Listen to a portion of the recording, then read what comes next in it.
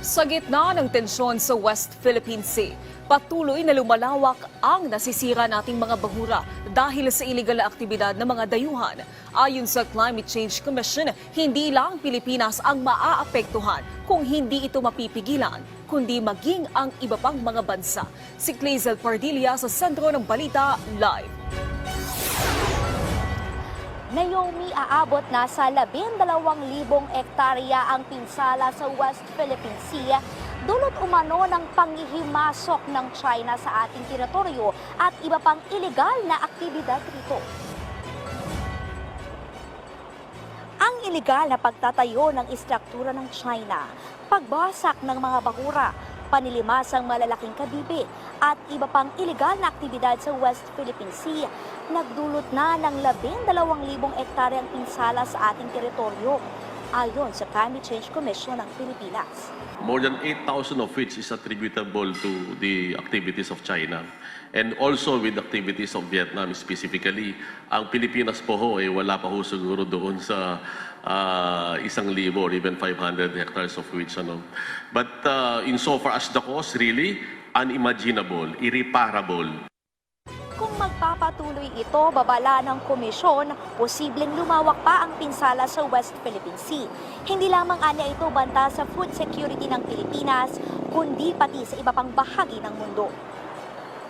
1/3 of the marine biodiversity of the Philippines is located in the West Philippine Sea. And that is why 1/3 of our food security insofar as marine food is concerned ay nandyan sa West Philippine Sea. Ito po yung pangitlugan ng mga isda.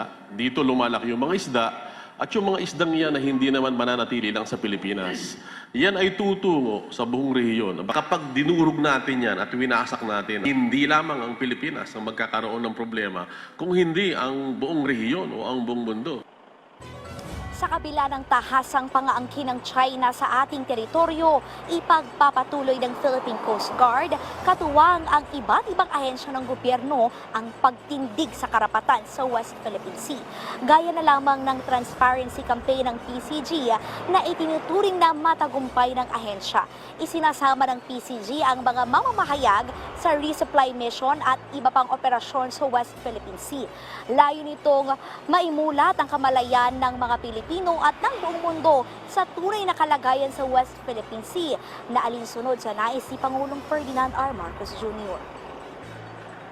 Every time we publicize the illegal presence of the Chinese maritime militia that are swarming within our exclusive economic zone, the Chinese government, a few days after it's publicized, they will eventually leave.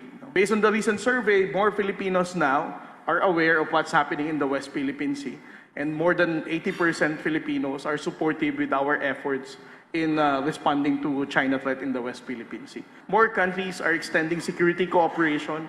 More countries are pledging their support for the modernization of the armed forces of the Philippines and even the capability building of the Philippine Coast Guard. Again, that second objective was also attained. Iginit ang PCG na hindi kinakailangan gumamit ang Pilipinas ng lahas para bigyan diin ang karapatan sa West Philippine Sea na bahagi ng exclusive economic zone ng ating bansa. Nanindigan itong igigiit ang maritime safety at international law. Batay sa 2016 arbitral ruling, nagsasabi na atin ang West Philippine Sea.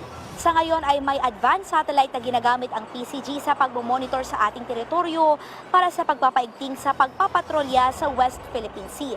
Binavalidate na ng PCG ang report na umano'y paglapit ng ilang barko ng China sa Pag-asa Island na nagdulot umano ng pagkabahala ng mga residente sa lugar. Naomi? Maraming salamat, Clazel Pardilla.